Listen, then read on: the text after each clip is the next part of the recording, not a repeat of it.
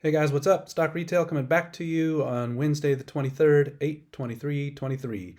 Uh, Certainly been a real interesting week. Interesting is probably a nice euphemism. A lot of other choice words apes might be choosing right now, and I totally get that. I am not going to sugarcoat it. We're going to talk today about what's been going on. I'm going to do something a little different today. I'm going to split this into two videos. I know my videos sometimes tend to be a little longer than others, so we'll see about splitting this. And in fact, here, I'll just tell you what we're going to talk about today. This part one, I'm going to focus on Q2 versus Q3. I see a lot of FUD out there. Basically, part one's going to ground us in reality. I want to ground myself in reality versus this, what I believe is a falsification being presented to me in terms of this stock price action. So you can see part one, just grounding myself. And if you want to come along with me, I'm glad you're here. So Q2 versus Q3, we're going to look at just hardcore numbers, business updates. How's that tracking? And just keep reminding ourselves. That's what I do. And if you'd followed me on Twitter for a couple of years, consistently in the harder moments, especially, I go back to facts, I go back to thesis, I go back to data, and I just ground myself in what's real. Um, we're going to look at price to sales. I did a whole video on that. If you want to go back, you can find a video that kind of asks, is AMC actually a value play? That was a while back. I'm going to revisit that and kind of bring sort of, if you're a new follower of mine, I'll bring you up to speed on that. If you've seen that video already, don't worry, I'll go faster through it this time, and I'll let sort of the newer folks around here on this channel can go back to that video. And then, yeah, we're just going to talk about staying grounded in reality, a couple other kind of data points. Then I'll kind of break. If you are liking what you hear or you've got enough time today, you can go to the next video that I'll post later. And I'm going to talk about the next few days. What's going on? How's this all going to play out? What am I seeing? I'll talk about this notion of, do apes even understand market mechanics? Got trolled again yesterday, and it's nothing new. I get trolled frequently. Basically, oh, you poor uneducated apes, you don't know what you're talking about. So let's talk about, do we know what we're talking about? And then the price action, just kind of take a look at unnatural price action. And then finally, end again with kind of grounding myself and you guys in logic and reality. So let's talk about this. And this whole notion is just about being tethered. That's why this picture up here. Fun movie, obviously, Up. We all love that one. Sometimes we even use this image in positive ways. Today, I'm just thinking about when you're not tethered to reality, any wind can blow you around wherever it wants to. And so I'm getting myself kind of grounded and tethered. All right, let's just look at actual numbers. So I'll go through this. There's a lot on the screen. Maybe I should have put some animation on there for you to kind of go through it one by one, but I'll trust you to go with me. So first row, let's just look. On all of these, we're just going to compare Q2 that we just finished, right? So we have hard numbers, actuals, versus Q3, my forecast. And I'll kind of talk through where the forecast comes from, but we'll be quicker than some of the other forecast videos for sure. And then what's the difference? So if you look at the box office, Q2 box office, that really all of AMC's business kind of drives off that number, right? That's the I don't know, the weather vane or the thermometer, I guess I should say. So if Q2 box office was not quite 2.7 billion, you can see the 2678. Then Q3 is looking to me like about 264. That's going to flex up or down, right? I'm forecasting out the next 5+ weeks. We've got a little bit of August left. We've got all of September left. This is my forecast that I feel that we're going to land at. If Barbie and Oppenheimer, let's say, continue even having stronger legs than expected or something, if any other movies like Gran Turismo or say Equalizer, Big Fat Greek Wedding, like if there's some surprise there, we've got the National Cinema Day, by the way. Check that out. Google that. Let's say AMC is just wildly successful that day. Last year, there was huge attendance on that day. Maybe that drives some food and beverage sales. So there are kind of some things that could flex us up or down. But generally, what you should really take away is I'm basically saying this quarter is almost the same as last quarter. So you can see to the far right, it's 1% down to Q2. So I believe we're basically at the same box office. Now that matters, right? Because I'm seeing a lot of FUD out there that like, no way could, AMC, that was kind of one and done on profits. And this all, guys, is going to tie back to the stock. I know that what's front of mind for myself and for you is what the heck is happening with the stock price. And so we got to start with what's the business. The stock price should be related to the business. Notice that word should. And that's going to matter long term, because long term, someone can manipulate, or short term, someone can manipulate the price of a stock. But over time, the laws of finance, the laws of economics will reign supreme. I believe that. All right, so how about attendance? Based on that box office and based on AMC opening up a property or two and some shifts around the globe, I've basically got us flat on attendance. You can see down a little bit. Those are in millions, so down about, I don't know, a third of a million people there. Admissions, I've actually got up a little bit. That's mostly driven, you can see at the far right, and really it's flat, right? So it's up 0.1%. Mostly driven on the ticket price per attendee. I have that up a half a point. So if attendance in the line above was down 0.4, but price per person's up 0.5, that just happened to land us at this up a tenth of a percent. So basically flat on admissions. But then food and beverage, you can see, I'll just skip to the far right. I've got the per person growing at a little over 1%. So the amount of money that people are paying for food and beverage per person. Now remember, we had an update from the team that like July was an all-time high. So I've got this fairly conservative. We could beat that number.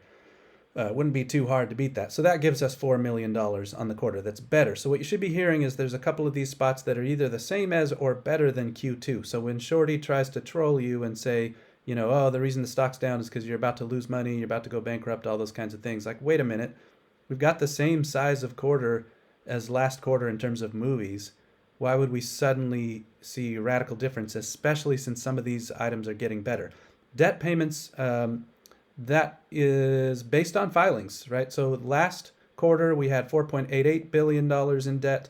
That you can find in the income statement that the cost of borrowing, basically, there's kind of a line item in there, was $92 million.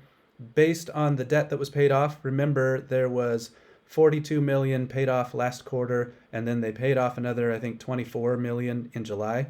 That amount, is paid off in Q3, not Q2. So now we go from the $4.88 billion of debt down to the $4.81. That's an improvement of $66 million. So there's $66 million less of debt. Now just think about any loan you've had, a car loan, a mortgage, anything that's kind of it's called like a term loan. If you've had interest payments on your principal and say you refinance that, or you paid off principal and they did what's called re-amortizing the loan, like they refigure out what payments you need to make, you're going to reduce your interest payments. Well, that's what happens to AMC. When they pay off debt, there's no interest on debt they don't own anymore. They don't have that debt, so there's no interest on it. So I've got in my forecast a savings of about $1.2 million this quarter. That goes straight to the bottom line. I've talked to you in other videos about how dilution can actually be used for something I'm calling value creation. This is value creation right here. They made the balance sheet $66 million better. Debt went down, and they reduced this $1.2 million in payments on this quarter alone. And then, there's methods you can use to kind of price that into the stock kind of years out. If you've heard of a metric called price to earnings. There's a little asterisk on this, first asterisk. If you look at the bottom, part of that is that $24 million paid off in July. I'm just going to go ahead and assume there's no interest savings in July, so I'm only counting the interest savings on that for 2 months, August and September. The 42 they paid off in Q2, I'll count the interest savings for the whole quarter. So that's how I get to this $1.2 million. On expenses, I actually have expenses going up. You can see the second asterisk here. Most of that's driven by operating expenses. It's a time of inflation. AMC's got inflation too. That has to do with paying your workers, paying your electric bills, water, sewer, all those kinds of things. So operating expenses I've got going up a little bit, although you can see by not too much. And then also I've got a reduction in their other expense income. What happened is last quarter, if you were to look, you're going to see that was actually income. In other words, they had like a negative expense. It just means it was income in that other line. I think it was $31 million last quarter, so I'm not counting on that again this quarter. And so I've got that down quite a bit. So that I just want you to hear, and especially if you're still listening, or even if you're an ape, that I'm being quite conservative. I'm actually counting expenses going up because of inflation. Net earnings then, after all those things I just told you, and sorry, I know that was a lot of numbers. Rewind if you really want to hear them and take notes or whatever, but bottom line, if I just pull way up, the box office is about the same, and we're actually going to make about the same or a little bit more money. I've got us on earnings going up, not quite $1 million. If you can see at the bottom there, here's the big drivers of that. So I've got that interest savings, right? That adds, I already told you, $1.2 million. Now we gave some of that back in those increased expenses. I've got a little bit of growth in my assumptions around popcorn. If you think through when AMC got into 2,600 doors, that was kind of in the middle of the quarter, last quarter. So now we've got a full quarter of that being out there, more brand awareness. There's some non-apes who start buying that popcorn. You get market share growth, those kinds of things. So I've got that growing just a little bit. If you've watched my past videos on forecasts, or I guess if you haven't, just to share with you, I've got very conservative numbers on that. And I think that holds up because Adam and team did not even report any results on that separately last quarter. So that tells me it's not yet big enough for them to even report that like as a line item, let's say. So I would love to see the day when that business is big enough that we get it reported separately.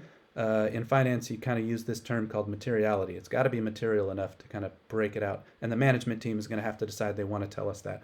But the point is, I've got that still growing a bit. If you don't know, then Hycroft, the movement of that stock, as long as AMC owns it, within a quarter. So like take the first day of the quarter to the last day of the quarter, look at that stock and figure out its movement. You can actually do the math on exactly what the income or expense will be. AMC has to report the change in the stock as an income or an expense. Last quarter, that was a $5 million loss just because of the movement of Hycroft stock. Now, first thing you should be hearing is that's not a cost, right? Like there's no actual cash that goes out the door for AMC with that loss on kind of the movement of the stock. But they have to report it as an income or an expense. Last quarter, that was an expense. So this quarter, I'm kind of counting on that maybe having bottomed or at least gotten closer to bottom. I know today was a good day on Hycroft. I think it was up, 7 or 8% last I checked. So ideally, especially if Hycroft ever starts really pulling some precious metals out of the ground and starts turning things very positive, that could start to look like a lot of income on AMC's books. That would be really awesome. But for now, I've kept it conservative, but I've also said it's not going to be that $5 million loss again. And then just this little bit of growth in food and beverage that you saw. So essentially, some items get better, expenses get a little worse, and I think we're landing at, a little bit better than last quarter. So don't let anybody troll you or FUD you on that one. Okay, let's talk about price to sales. First of all, I said I've done a whole video on this before. Go find a video that kind of asks, the title I think says something like, is AMC a value play? Certainly now with this huge dip in the middle of having, 2 quarters in a row of probably positive earnings. So I'll just tell you about this quickly. If you want to go deeper, go to that other video. Just a reminder, if you've been here before, or just a walkthrough if you're new, price to sales is a ratio that is often used to evaluate companies, let's say, that maybe have been losing money. Maybe it's like a newer company that hadn't turned a profit yet, or a company that's kind of had some issues, starting to sound like us, but that's been growing and getting better revenue. You just take the company's market cap and you divide it by the last 12 months of revenue. And then basically, if the lower that number, the more valuable a stock is. It's kind of a sign of, over time, are they going to be able to sort of start turning a profit, and basically is the level of their sales comparable to, how do you compare it to other companies? So is it a value play? The reason is, a lot of people would use, like I've said, a metric called price to earnings. Maybe someday I'll do a video on all these different metrics and how to kind of do fundamentals analysis. But if a company's not yet got positive earnings, the price to earnings ratio looks really funky and it's hard to compare to other companies. So if you think you're investing in kind of a turnaround company, then price to sales is a really helpful metric. You can get this straight from like Investopedia. There's a couple other websites that you could get this from too. So you can see here, this language, I've just screenshot this. This ratio can be effective in valuing growth stocks that have yet to turn a profit or have suffered a temporary setback. Boy, that sounds a lot like us. And let's just kind of look at our industry. Price to sales in our industry, and again, I go through this a little slower in the other video if you want to kind of educate yourself. Price to sales in the movies and entertainment industry. You can get this off the web and kind of fact check me. About 3.7 price to sales. So that's, again, that market cap divided by the last 12 months of sales, and you get that number. Okay, so are we a growth company? Well, geez, I mean, look at the last few years. I mean, obviously, this is kind of comparing versus COVID, these 2021 and 2020. So let's ignore these huge growth numbers. But even if you just look so far, this year versus last year, now we're up 24%. My forecast, that's at the top here. I've got us growing, the box office basically growing at 23% this year. So you can see I'm pretty well in line with where we've been. So far, I've been real accurate with that. I'm giving you a full year view at the top. Down here, this is just an as of today. By the way, this numbers at the bottom here, that's from Box Office Mojo. Probably a lot of you recognize that. Um, and then in 2024, I've got us growing. I've brought that number down since the last video where I talked about this, because of the strike, and there's some movies that have moved around. Although a few movies have moved from 23 into 24 that'll actually bring 24 up some more. So actually, I probably have this 2024 number too low, what I'm showing you here. But that's fine. Let's be conservative. I like to not spread too much overhype on this channel. I like to be real with you guys so that if I say something, it can be, I don't know, credible. But anyway, got 2024 growing at 13%. So check on growth. So let's just look at some numbers here. So if the industry standard I just showed you was that 3.68, how about I be even more conservative? The lower number you use here, it's going to drive, basically your analysis would say a stock should be priced lower. So I'm using a lower number than our industry.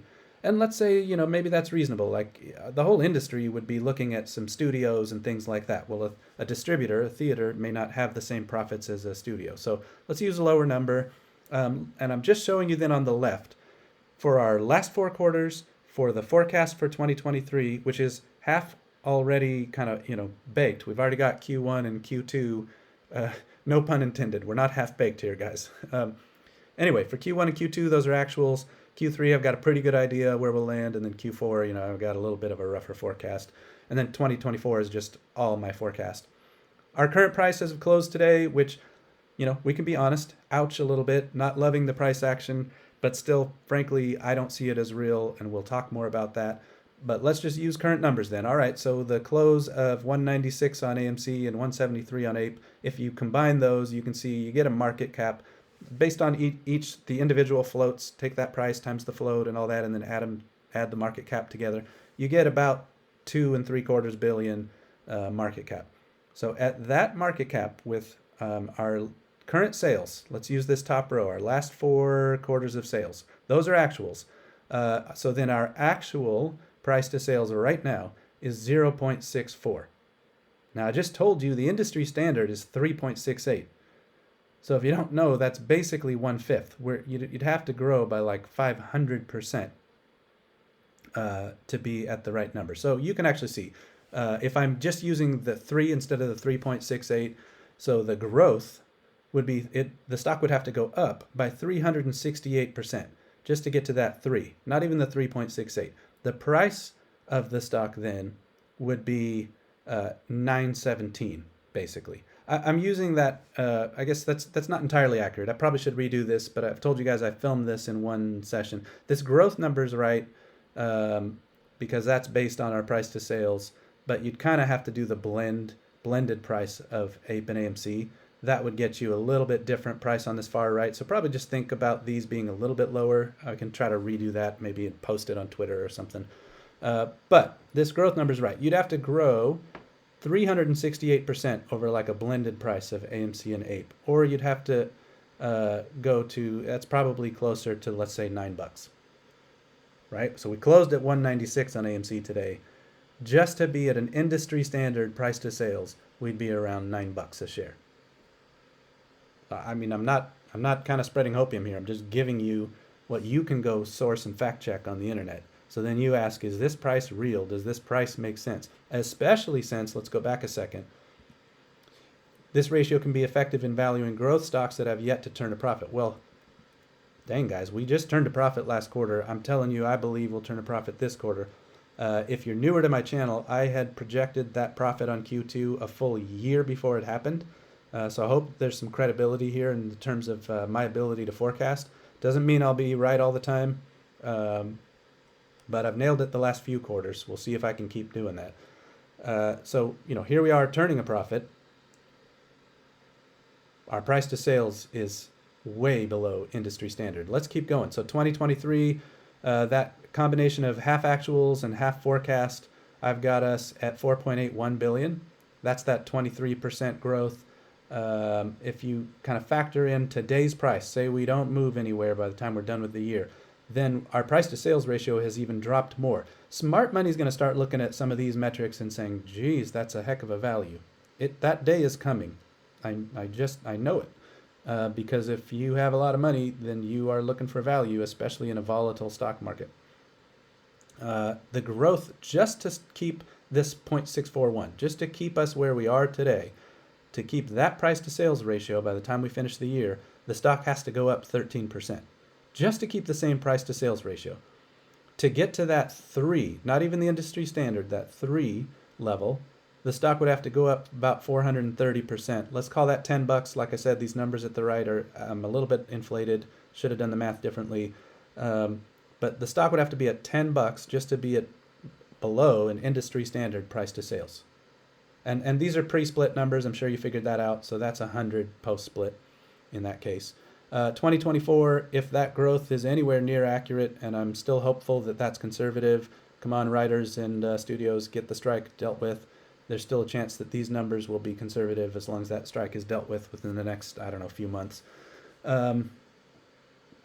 If the stock did not go up, our price to sales would have dropped all the way to 0.5 by the end of next year. You'd have to have the stock go up 28% just to keep pace with what today's price to sales is. So in the next year, you'd be looking at, I don't want to say guaranteed, what's a good word? A strong possibility of almost a 30% growth on the stock just to stay at a completely deflated price to sales that we landed on today.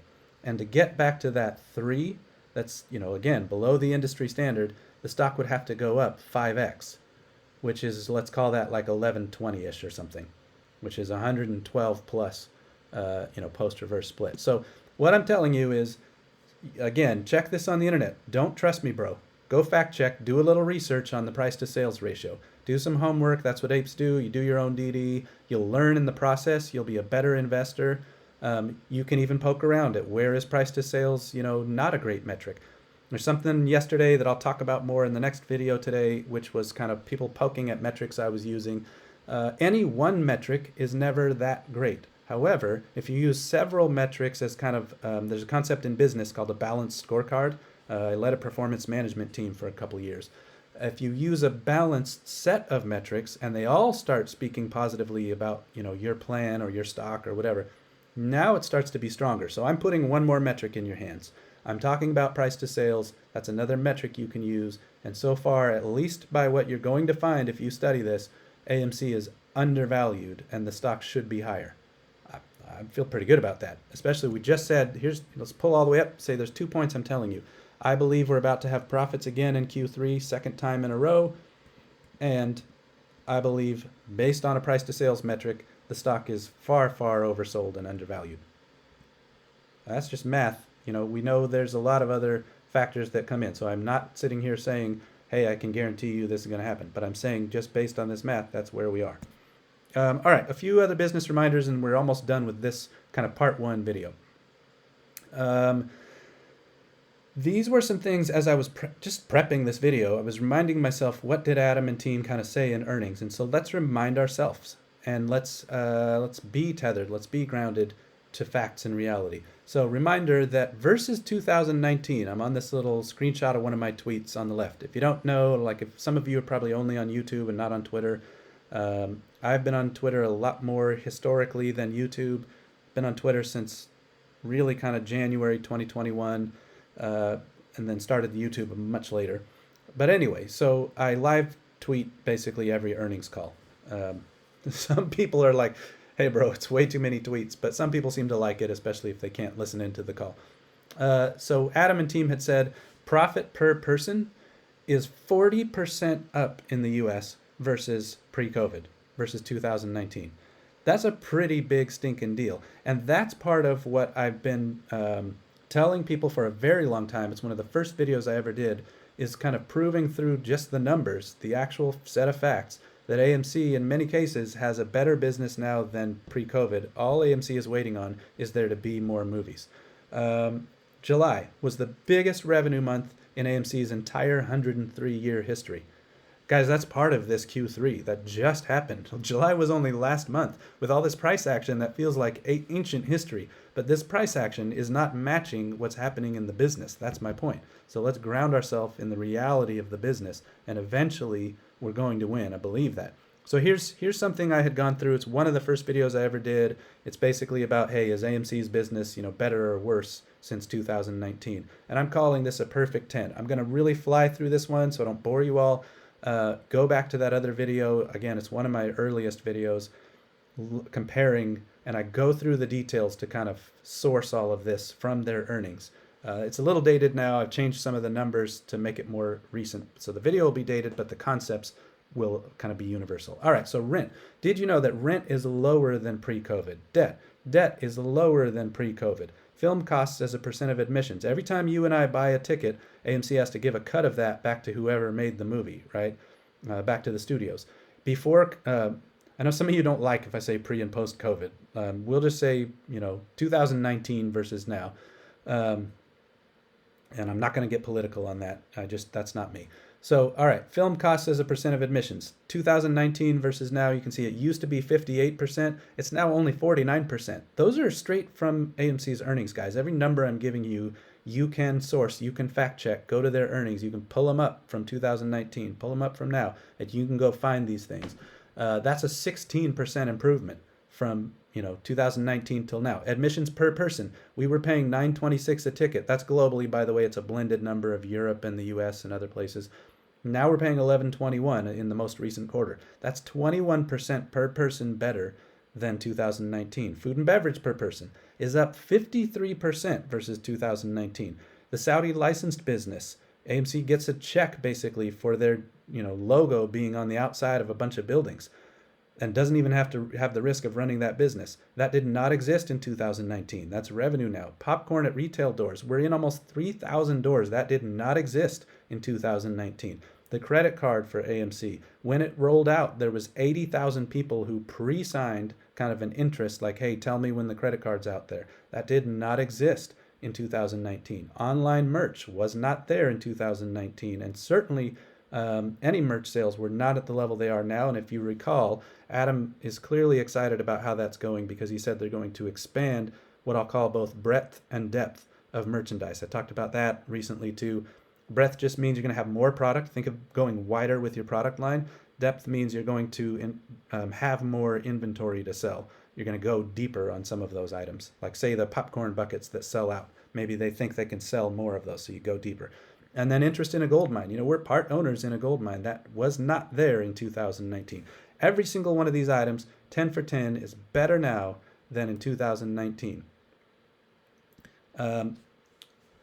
Finally, sorry, I was trying to remind myself what's the last slide on this one.